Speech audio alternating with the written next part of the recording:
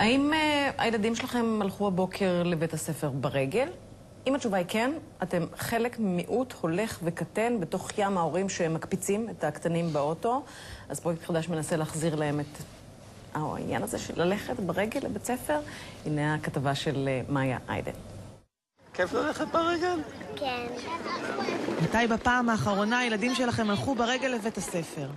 מתברר שהליכת הבוקר לבית הספר הופכת נדירה יותר ויותר. רוב הילדים מגיעים היום בכלי רכב לשער, מוקפצים על ידי ההורים, ובתום הלימודים מוסעים בחזרה הביתה. המגמה הזאת הולידה פרויקט 37 מדינות, מטרתו עידוד ההליכה ברגל לבית הספר. זה באמת משהו שמאוד מטריד אותי. להגיע לגן שנמצא 10 דקות הליכה מהבית, אז צריך להכניס אותו לאוטו על הידיים, להוציא אותו על הידיים מהאוטו שהוא לא ילך חלילה מטר אחד ברגל עד לגן. ובעצם התרבות שקיימת היא מרחיקה אותנו מהפעולות האנושיות הכי בסיסיות שלנו. בעיר רעננה הרימו את הכפפה ובבתי הספר בעיר מנהיגים את מה שנקרא אוטובוס הולכים. 4 נקודות איסוף, ועם מלווים הם הולכים לבית ספר ביחד, בכיף, הם כולם מגיעים בזמן.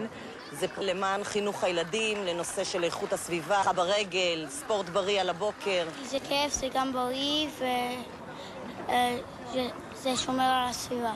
וגם אם אנחנו מאחרים זה לא אשמתנו. בנוסף לפעילות הגופנית, המודעות הסביבתית והחברתית, יש אפילו הוכחות מאשר ליתרונות של ההליכה ברגל בילדים.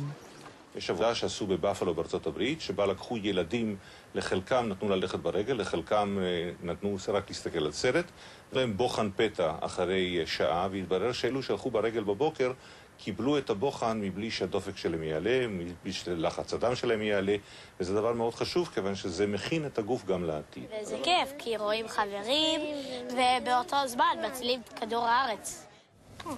אפשר להציל את כדור הארץ באותה הזדמנות, למה לא? זה בריא, זה בטוח.